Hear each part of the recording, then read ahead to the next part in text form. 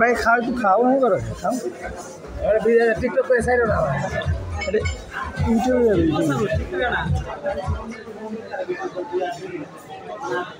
Survey দেখে অন্যদিকে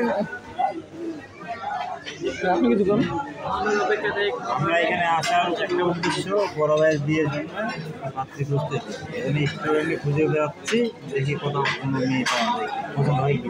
ভাই আপনার মতামত কি? তারপরে পাত্রী দেখি